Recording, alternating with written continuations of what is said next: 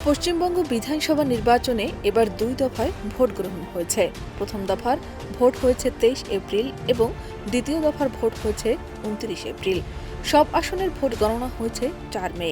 294 সদস্যের পশ্চিমবঙ্গ বিধানসভার বর্তমান মেয়াদ শেষ হবে 7 মে মধ্যরাতে।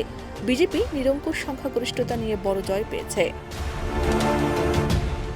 নির্বাচনের ফল ঘোষণার পর রাজ্য জুড়ে ছড়িয়ে পড়া সহিংসতায় এখন পর্যন্ত অন্তত 4 জন রাজনৈতিক কর্মীর মৃত্যুর খবর পাওয়া গেছে। নিহতদের মধ্যে 2 জন বিজেপি এবং 2 জন তৃণমূল কংগ্রেসের কর্মী। এদিকে বিধানসভা ভোটে পরাজয়ের পরেও একে পরাজয় বলে মানতে নারাজ মমতা বন্দ্যোপাধ্যায় তুলেছেন কারচুপির অভিযোগ।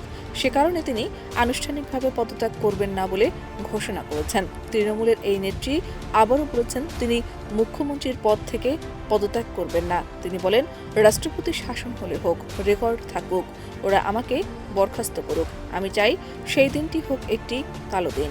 তবে বিশ্লেষকরা বলছেন, মমতা পদত্যাগ না করলেও 8 মে এমনিতেই বিধানসভা ভেঙে যাবে, পদ হারাবেন মমতা বন্দ্যোপাধ্যায়। এদিকে বিজেপি নেতৃত্ব ঘোষণা করেছে আগামী 9 মে নতুন মন্ত্রিসভার শপথ গ্রহণ অনুষ্ঠিত হবে। তবে বিদায়ী মুখ্যমন্ত্রী মমতা বন্দ্যোপাধ্যায় এখনও পদত্যাগ না করার পরিস্থিতি জটিল আকার নিয়েছে। ভারতের সংবিধানের 172 অনুচ্ছেদ অনুযায়ী নির্ধারিত মেয়াদ শেষ হওয়ার পর আর বিদায়ী সরকার ক্ষমতায় থাকতে পারে না। ফলে 7 মে রাত 12টা 1 মিনিটের পর বর্তমান সরকারের মেয়াদ আনুষ্ঠানিকভাবে শেষ হয়ে যাবে। এই অবস্থায় সাংবিধানিক অচলাবস্থা তৈরি হলে রাজ্যপাল সংবিধানের 356 ধারা প্রয়োগ করে রাজ্যের রাষ্ট্রপতি শাসন জারি করতে পারেন বলে ভারতীয় সংবাদ মাধ্যমগুলো রাজভবন সূত্রে সংবাদ দিয়েছে। এতে রাজ্যের সমস্ত প্রশাসনিক ক্ষমতা কেন্দ্রের নিয়ন্ত্রণে চলে যাবে। নতুন সরকার শপথ নেওয়ার আগ পর্যন্ত অল্প সময়ের জন্য হলেও এই ব্যবস্থা কার্যকর হতে পারে বলে রাজনৈতিক মহলে আলোচনা চলছে।